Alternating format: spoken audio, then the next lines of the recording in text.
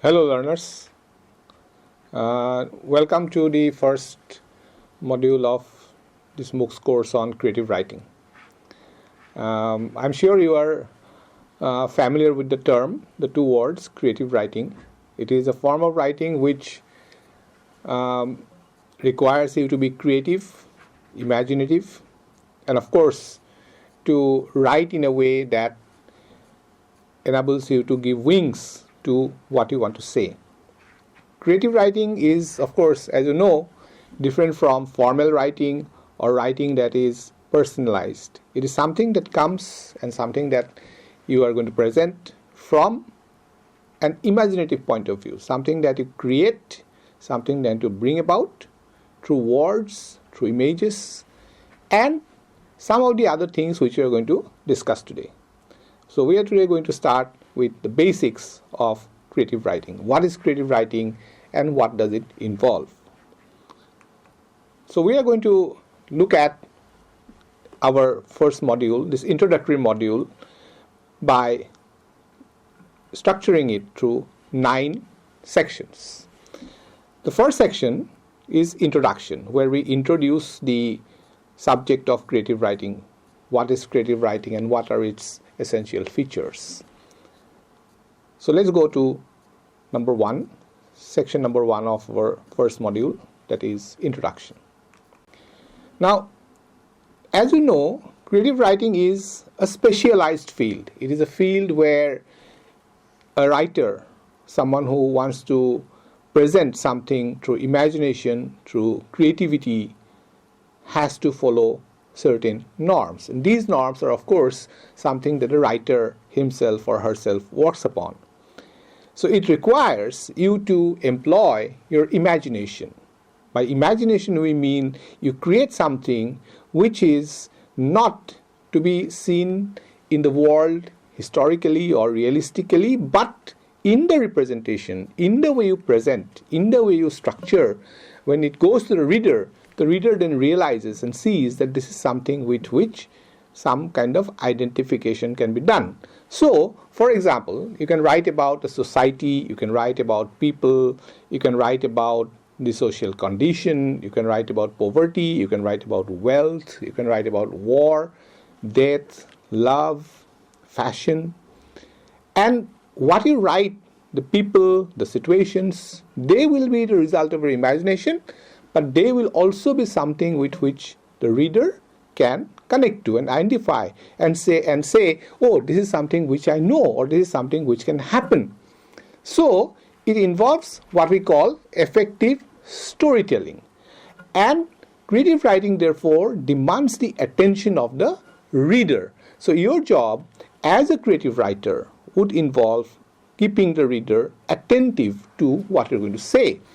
That means even the known story, a story which is known, which may be a story you're going to retell, going to rework and represent, even that familiar story, in the way you present, will appear to be interesting. So we see that when we look at creative writing as an exercise, that which you're going to do will involve drawing the attention of the reader and then keeping the reader engaged in the story. Which means that when you write a story, the reader will be interested to know, I want to know what is going to happen next. So you create something which will draw the reader and keep the reader interested in what you're going to present. So we see that creative writing, first of all, requires the imaginative skill of the writer, keeping the attention of the reader, and maintaining that interest by an engaging presentation, that the reader is hooked, the reader is interested, and the reader wants to know what is going to happen next. Now, let us look at some of the features. What is it that makes creative writing such an exciting field, so engaging for the reader as well as the writer? So, the first thing that you have to look at when you are working on creative writing and when you want to become a creative writer or want to learn about creative writing is clarity. What is clarity? Clarity means that what you're going to present must be very clear in the focus. That means you must have the idea about what you're going to present. If you lack the clarity, if you're not clear about what you're going to present, then there will be some gap in communication. You can write about something which is not connected to the world. Suppose you write about a society in Venezuela. Venezuela is a country in Latin America. So, if we are looking at Venezuela and if I do not belong to that world, then I may find that that world is not familiar. Doesn't matter. When you write fiction, when you write something creatively, then we will deal with worlds which are not familiar to us, which may not be known to us, which may be alien to us.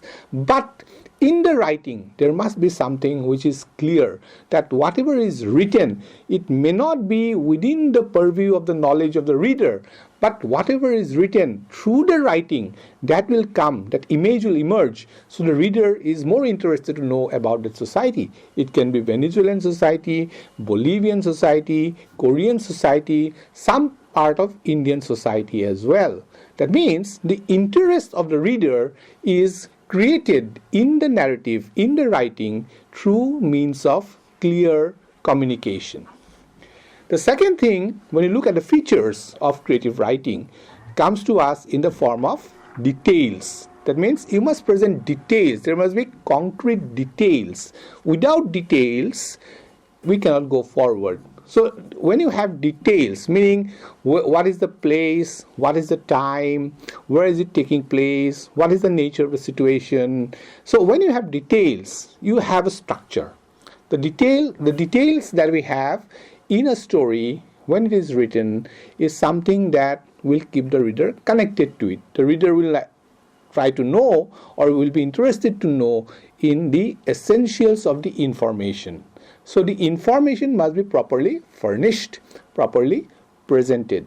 That information, which leads us to the next point regarding the features of creative writing, is effective description. That means there must be something which is not only providing information to the reader, but is also providing that information in detail. That means description is part of the writing process. It is something which is providing elaborated content, something which is presenting the story in a developed manner. When there is development in a story, when there is development in the presentation, the reader can enter the story. Not only look at the surface, but look at different dimensions of the story.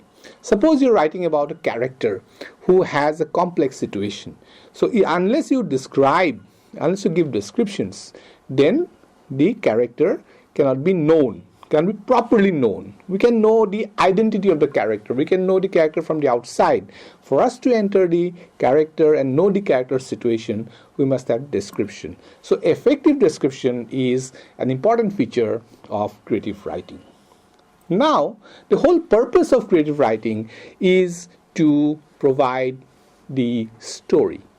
Because the story essentially is what keeps the reader interested. The reader is interested in creative writing because it is something to do or related to the process of storytelling.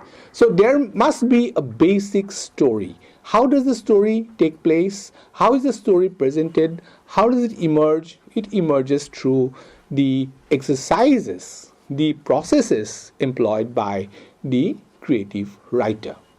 So this brings us to the features of creative writing. Now, of course, you know, and as you have read stories yourself, you're also maybe writing stories, you know that these are not the only features. But what we are looking at are some of the features that come to us immediately when we think of creative writing. Now, let us move to a very, very vital part of creative writing, and when creative writing is done, what is so essential in that is to have a setting. What is setting and how does setting work? The setting, what we call setting, is a vital part of creative writing. Why? Because it places the story in its context. What is context? Context is the situation. For instance, if you're writing about a war, then you must create that impression that in the mind of the reader, it gives the image of war. And that setting will provide that image. You can write about love. If you're writing a love story, then you must create a romantic environment through language, through your representation, through how you bring these ideas. And setting can be operative in two ways. One, it can be related to location. It can be something which is related to a place. It can be a city, it can be a village, it can be a society, it can be a neighborhood, it can be a countryside. That is one aspect, place. The other thing is it can be atmospheric. Not all stories are realistic. You can write, say, fantasy stories, you can write science fiction, you can write detective fiction. So depending on the nature of your writing, you must develop the setting. You can write about a historical novel, you can write a story that takes us back to 1,000 years in the past. That setting, so we must recreate that setting to give us a sense of place and a sense of atmosphere.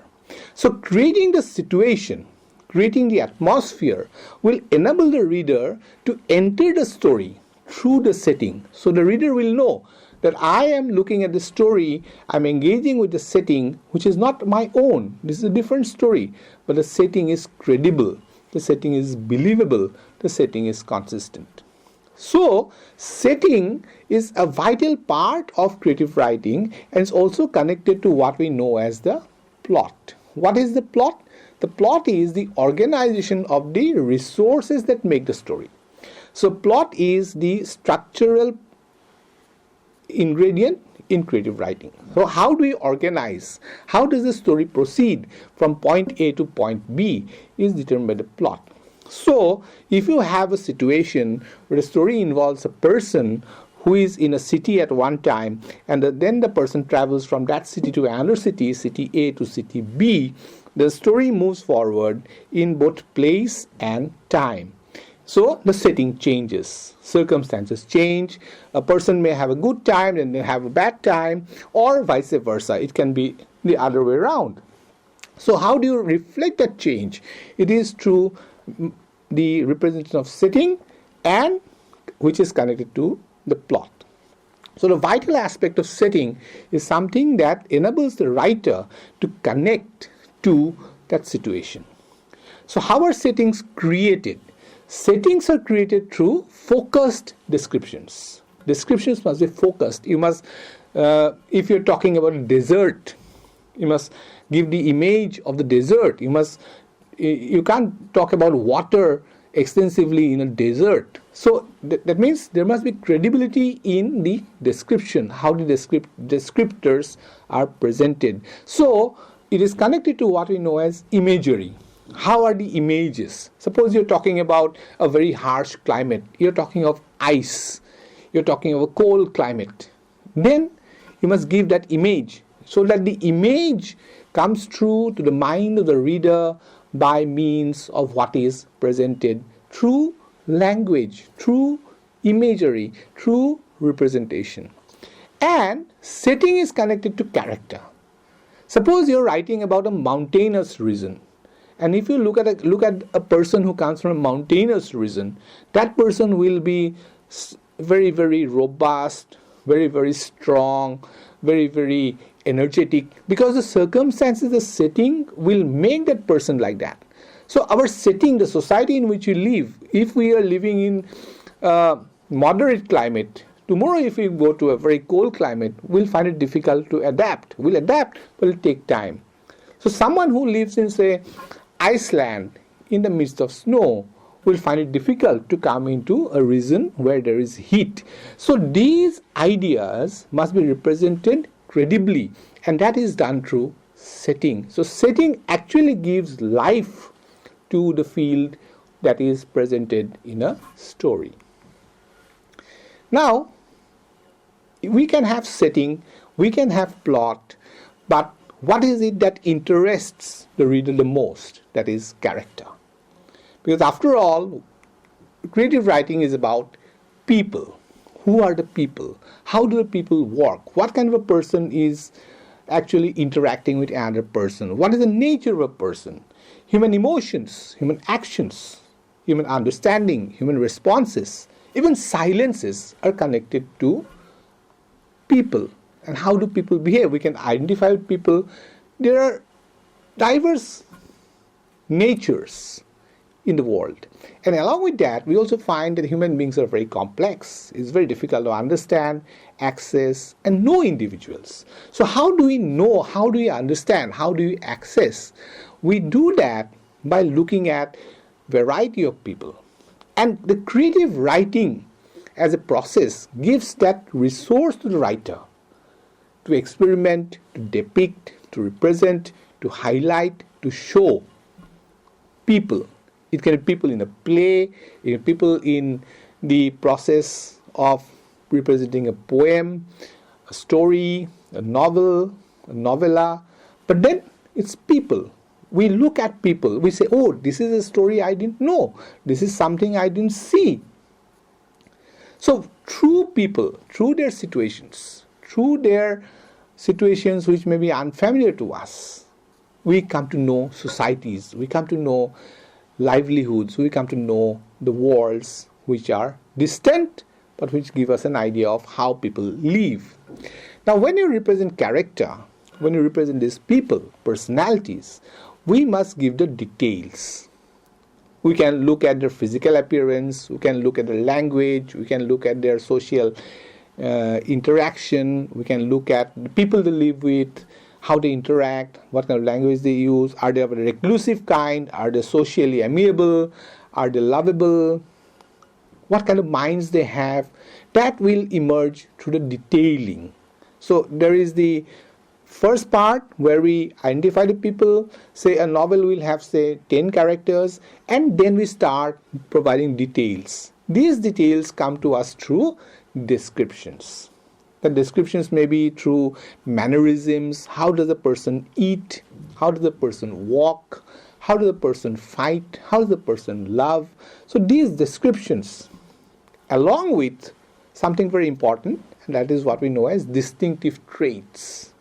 People have distinctive traits. Some people may laugh a lot, some people may cry a lot, some people may be silent by nature, some may be outgoing by nature. So these distinctive traits enable us to connect the dots in the field. So we can see, okay, this person is someone I would stay away from, this is the person I would go to. So just by giving identities of people is not enough. We connect those people, who they are, to how they function and how they are seen. People have distinctive traits. So these distinctive traits are not always physical, also emotional and also psychological. So when a creative writer looks at these aspects, the creative writer develops these aspects and then gives us characters who look to us and who look at us and we look at them like real people, as if they are people around us. So it makes the story even more believable, credible, and draws the attention of the reader. Now, just characters by themselves are not enough. We may have people, but the people must be there and they must be connected through what we know as a storyline. And the storyline comes to us through a process that we know as narrative. That means having people in a story is not enough. We must have people about whom there must be some description. So how does a story emerge? And how does a story come to play such a crucial role in creative writing? What is narrative? Narrative is the process of telling a story. How is the story told? Through what process? How are these stories emerging from the page to the reader? How is it taken? It is through narrative. It is through description. It is the role of the narrative to make the plot come to life. The plot comes to life through the narrative process. The narrative is something that takes the story forward from one stage to another.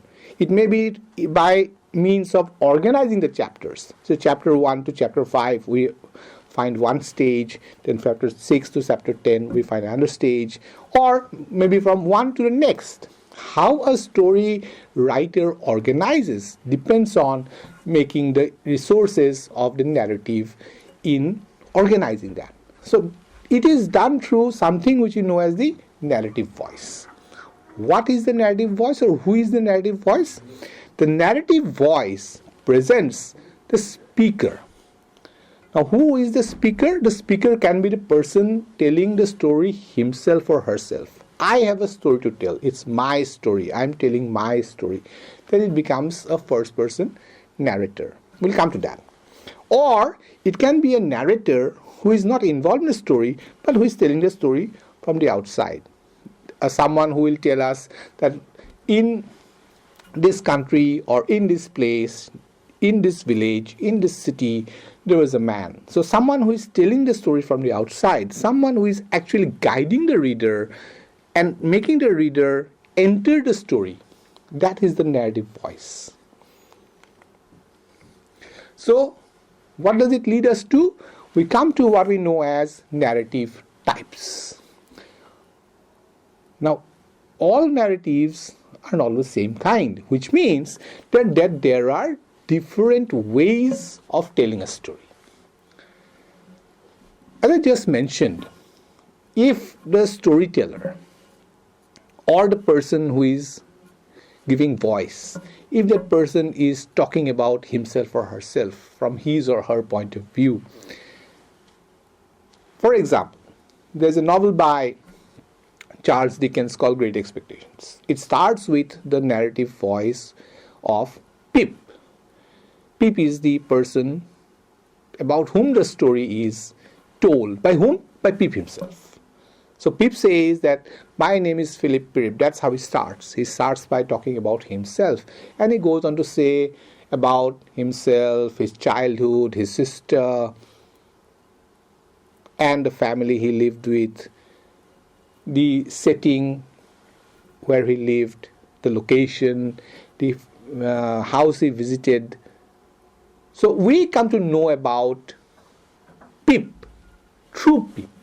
It is Pip who is telling us the story. So he is the first person narrator. That means he is someone who has information about himself, and he is also the carrier of the information. He is someone who is the communicator. So he is the first person telling us the story about himself and the world in which he lives. His life, his experiences, his development, he tells us that. The third person narrative is someone where the voice does not belong to the character but comes from the outside. That third person narrator is not involved in the story, but who is telling us the story from the outside. That in this village or in this city lived a man or a woman or a child or whatever the character is. So we come to know about the character not by the character's own description, but by the voice of someone who is not involved but who is providing us the information. So third person narrative involves an informant. Someone is providing the information from outside the setting, outside the field of the story. Then related to that, we have the omniscient narrator. Omniscient narrative means that narrative where the voice presenting the story is someone who has complete knowledge of what is going on. The person or the voice telling us the story may not tell us everything, but knows everything related to what is told. That's why omniscient, meaning all-knowing. All the knowledge required for the narrative to come, for narrative to take place, for narrative to emerge, that information is held by this narrator. So omniscient narrative has a comprehensive view, a view that is very, very wide, and that view is something that takes the story to the reader. So it's a very, very wide view. Whereas the first person narrative, which has a first person narrator, so if I'm telling my story, I won't know about other things. I'll be able to talk about things which are connected to my vision. So in terms of the vision, in terms of the range, the first person narrative has certain limitations, but it has one advantage. The first person narrative has the advantage of authenticity. That means I know my experience, so I am telling about my experience, so it becomes even more believable, credible, like hearing something from the person. Whereas omniscient narrative has a wider range, has a larger view, has a larger vision. So each narrative view is narrative type, has its own features and characteristics. And writers can employ each of them separately, and sometimes they do some experimentation by using multiple narrative voices. These are things which we'll learn as we go along and look at the things in detail.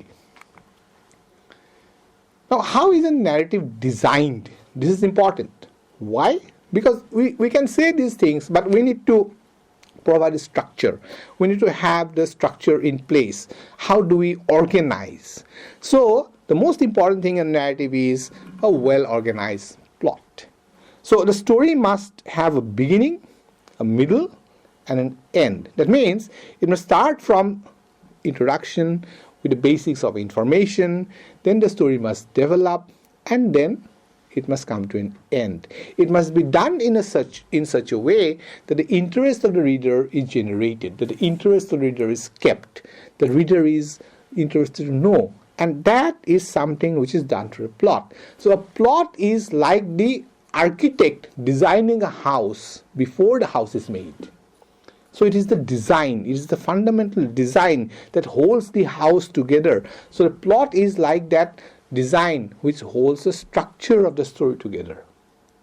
So the writer who writes a story has a structure and has the idea of how it's going to end as well. The reader doesn't.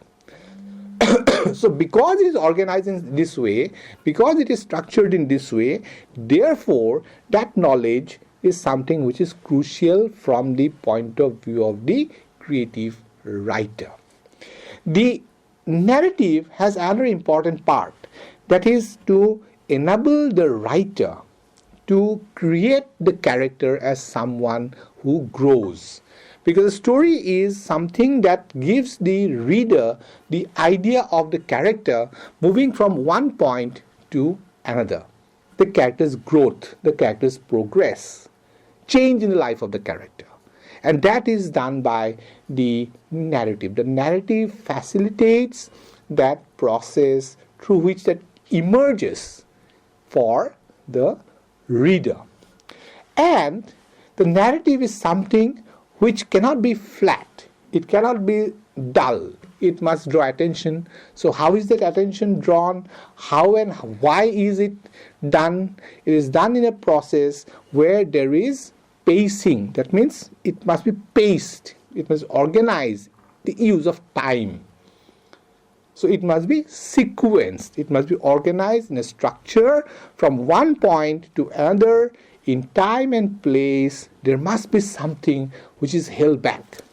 So reader is very excited, engaged to know what is coming next, what is going to happen, what is going to turn of events, what is going to happen to the character, how is the character going to deal with it. That is something that is facilitated by the narrative. So the crucial importance of narrative in creative writing can be seen how all these dots are connected through this structural process. Now, when you talk of creative writing involves multiple genres, multiple types. All creative writing is not of the same kind. We have different genres. Say, for instance, when you write creatively, we can write, say, a novel by using verse. We can write a novel by means of using verse form. We can write a novel that is like poetry. Okay? So we have a sense of drama in fiction. There is dramatization, characterization. So those are certain aspects, and there are other connected aspects. Let us look at them. Now, what is genre specificity? It involves the variations. A story may be very realistic. It may be something with which you can identify and say, oh, this is what is going on. I know. Something like this happened. So it is realistic. Genre specific to the reality of life. That can be one. It can be also something which is not known to us. but which is credible, which is believable, because it is told in a different way. It can be a fantasy.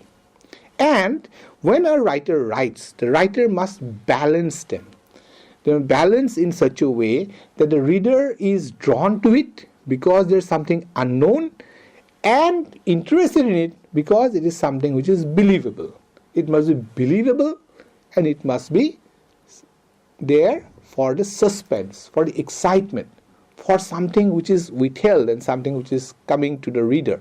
So that can be done through different techniques which are based on the choice of the genre. We have these different genres. We can look at mythology. So if you're writing of mythology, or if you look at mythological writing, then the story is already known, but then they're organized in such a way that the focus is on the telling. Each story creates its own world. That world is operative by itself. It has own geography, own history, own culture, and it is something which is fantastic but real. This is part of what we know as fantasy writing. These are things, this is as an example, these are things which you're going to look at eventually as you go further in discussing different parts of this creative writing course. Now we have another example, we have mystery or detective plots. So fantasy writing is different from mystery writing. In mystery, suspense is important. In mythology or fantasy, the detailing is important. So you can see that in mystery writing, in detective plots, you have multiple plot twists. There are a lot of turns. Things happen. Suddenly, things turn around. So the clues are given. And those clues are developed. They create suspense. So these are different techniques depending on the nature of the course, nature of the writing process that is employed by the writer. Now let us come to something very significant as of now, because we know today there is something called artificial intelligence, and artificial intelligence is controlling our idea of what we do and how we are writing stories, because stories are now being written by not the human voice, not by human agency, not by human effort. So it creates a new challenge for us. What is the challenge? That we can now work with AI. The challenge is, how do we keep it original? Because AI, artificial intelligence, will use the information that is available. So it will be a rehashing of what is there. So it has prospect, it can provide us information, but it can also be a challenge to creativity. This is something that we will see how it develops or what happens as the time goes on. So basically, let us go back to what we have discussed today in our first module, in our first discussion. So we have seen that creative writing has certain features, and these features involve the role of the imagination and the creative of a believable world. We have seen the importance of narrative, plot, structure, and character.